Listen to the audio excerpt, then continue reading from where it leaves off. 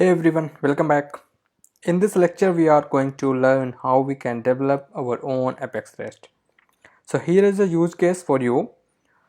The requirement is that the third party system for whom we are developing our Apex REST, those will send the ID of an account in the URL. What we need to do is we need to fetch the ID from the URL and then send back the account information along with the related contact and open cases.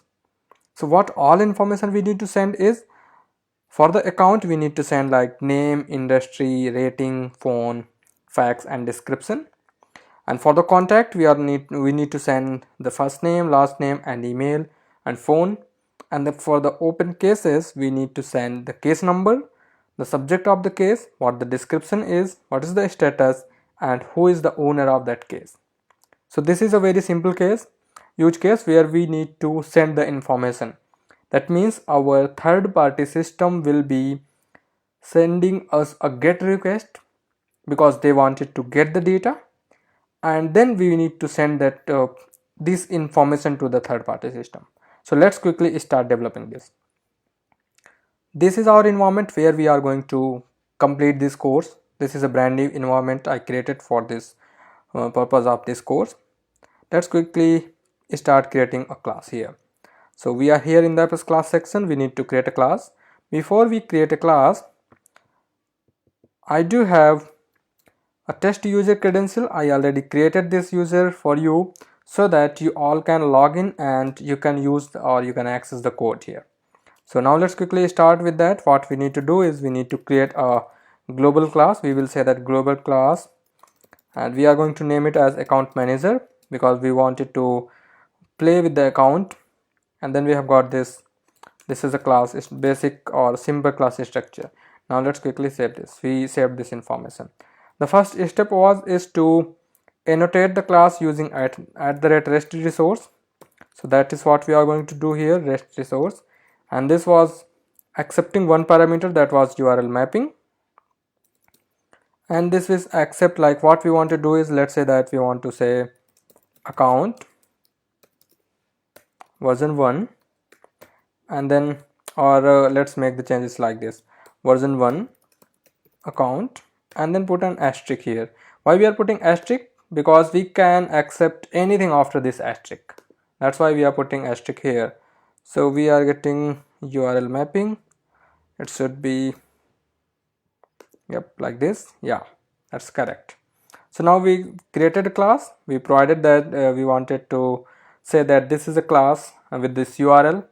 Now we need to implement our use case. The use case was getting the ID of our account and sending the related information. First thing that we need to do is we need to create a method here. So we will say that global static void. For now we are using return type as void, but later on we will change whatever the information we wanted to return. We will say that get or we can say that here account information. Now what we need to do is we just need to annotate this with a method called http get. Why we are annotating this with this method, this annotation? So whenever the system who is consuming our services will send a get request, this method will automatically get executed. What if we try to create same annotation with a different name? Let's quickly see what will happen. We will get an error here saying that only one method per type can have with the get annotated, like inside one class only one method can be annotated with either get, post, put, delete, patch or any these annotations. So now we did here. What we need to do is as we discussed that REST context is a class which contains the information about request and response. Now what we get is we wanted to get to know the information about the request. What request we are getting? That means we wanted to get the request URI. So what we will say here is we will say that we will create a parameter of our request class. We will say that REST request, and we can create a parameter here as and we will say that REST context dot request, because this is what we saw here in our earlier lecture. Now if we save this, We are getting REST request. Okay,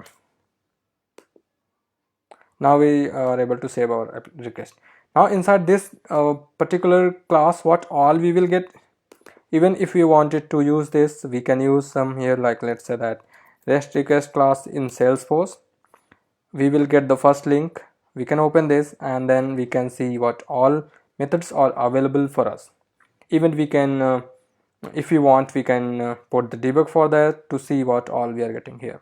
Now we have got here, like we wanted to, this is also a very basic example that we are taking here.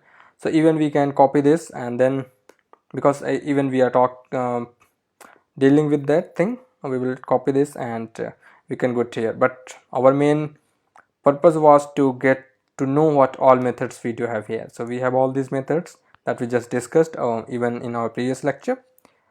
So we copied that piece of code from our Apex class, from the Salesforce developer blog. Here we are saying that we are getting an account ID. How we are getting the account ID? So first thing is that we are getting, suppose that we are getting here the request URI. The URI will be the URL that is being executed, or which is causing this particular method to be executed. So how we can do is, here we have this request, we can say that request dot request URI. Sorry, let's comment this out. Now we have got here request URI.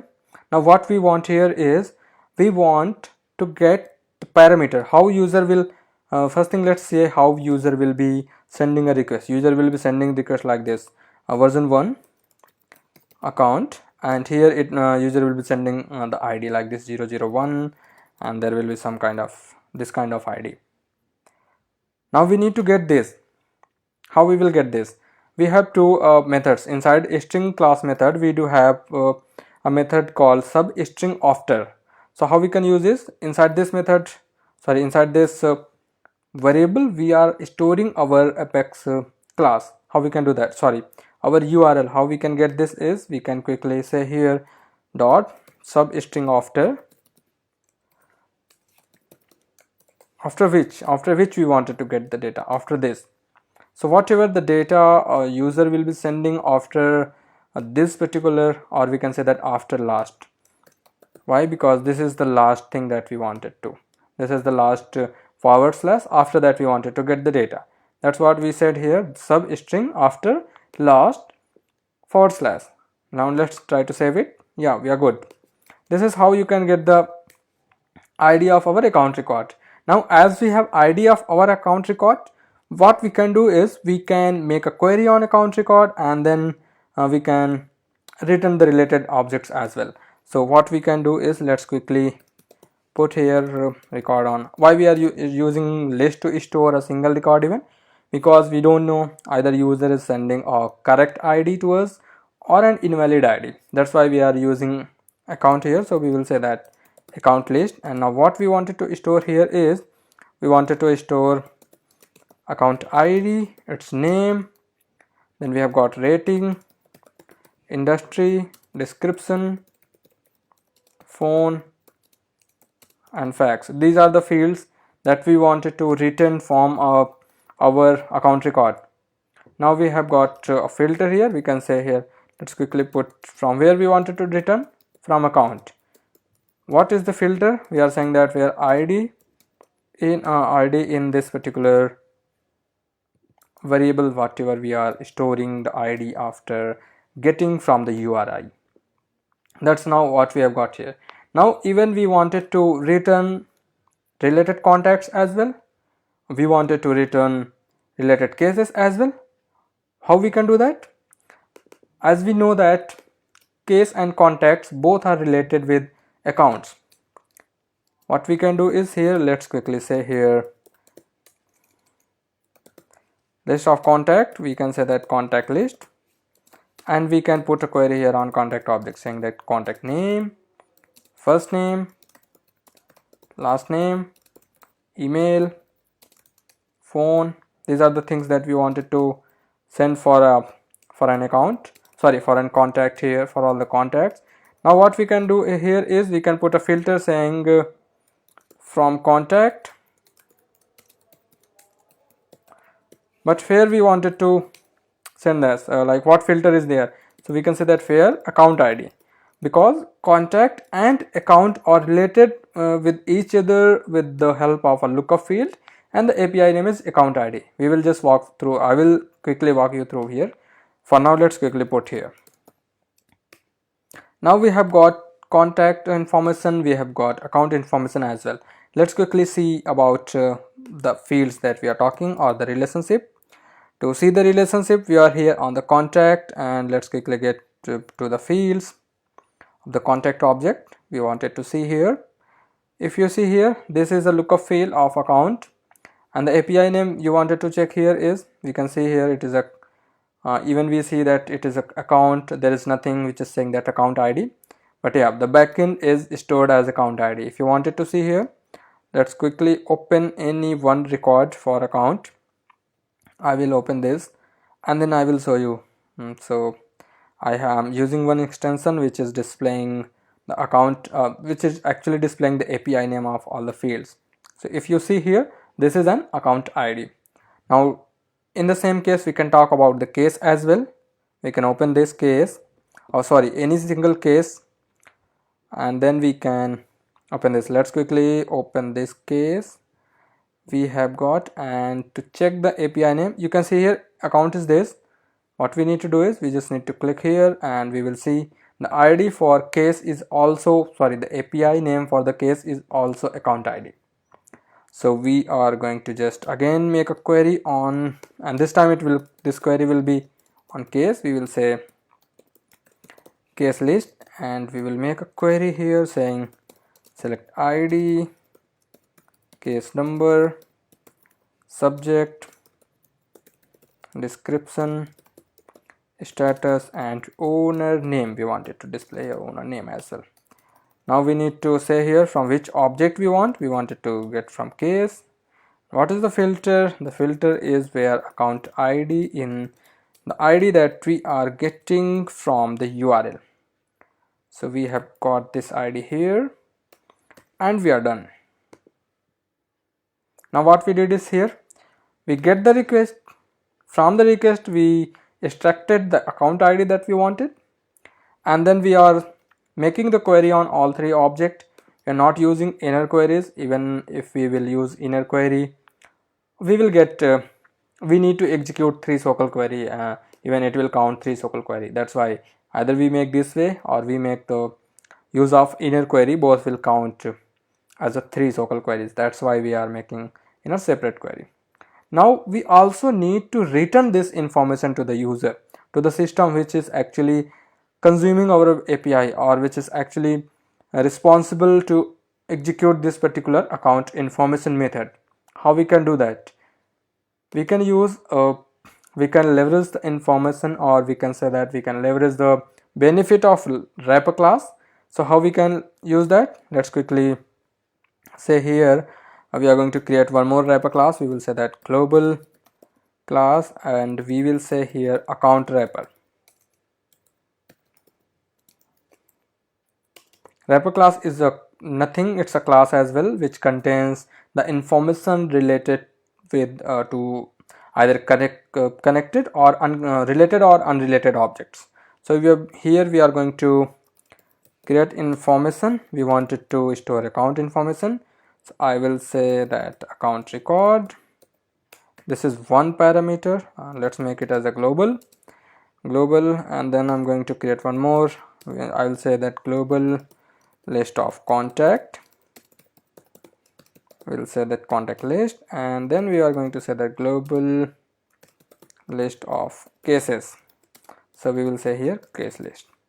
So these are the three information, like the information of these three objects we wanted to return. Now what we can do is we can quickly say here this is the return type of our method, and then we have to prepare the information that we wanted to return. What we will say here is we will create an object of this wrapper class, and then from the wrapper what we need to do is we just need to check here. We will say if this list is not empty, that means we are using the method of list class, which is saying if this list is empty, and then we are inverting it. That means if it is not empty, that means we are going to say here wrapper.account record, it will be equivalent to, we are going to get, because it is anyways going to get only one account record. Now we can use the same, we can use the other variables. So we can assign the variables here, like saying contact list as this, and then for the case list as well, because if you don't have any case or contact, that doesn't matter, but we must need to check about for the account. If we have, that means we definitely have uh, the account information, not need not to worry about contact list. Now as we are getting the error here, missing return type, so what we need to do is we need to say yep, return this particular information to the user. So this is how quickly you can create your class, your REST class. Now as we developed our REST services, it's time to test these REST services. So before we test, let's quickly find out an account which have contact and related cases as well. So we are going to test here. We have got this account. Let's open it and see if we have some contact and cases as well. So we have got one contact and we have got two cases related to that account. And we have not put a filter of sending the open cases because we don't have any open case here. That's why we are sending all the cases without putting a filter related to an account. Now to test it, how we can do this? We just need to copy this URL. As we in our previous lecture we saw how we can quickly test that. We just need to open our Workbench, go to Utilities tab and select REST Explorer. So and then what we need to do is we just need to refresh or replace our URL. So again this URL will be services Apex REST, and then whatever our URL is, the URL is this, and then before this it will automatically take the base URL of our Salesforce environment as we are logged in Workbench. So to get the information about what we need to do is we need to say here get, because we are getting, and we need to pass account ID here. So let's quickly pass account ID and try to execute this and see if we are getting to if we are able to get the information that we are trying to. Yep, you can see here we have got account record. These are the values that we are getting. Then we have got case list, we have got two cases, we're getting those information. Then we have got contact list and one contact. If you wanted to see the information in JSON form, you can see here, and you can see all information that we are sending from our Apex class, we are quickly getting that. So this is how you can quickly parse your request URI, get the related information, and then do the process or do the logic processing inside your class, leverage the benefit of your wrapper classes, and then return the response to the system which is actually consuming your API. So this is it for this lecture. In the next lecture we will learn more about Apex REST services. Thank you.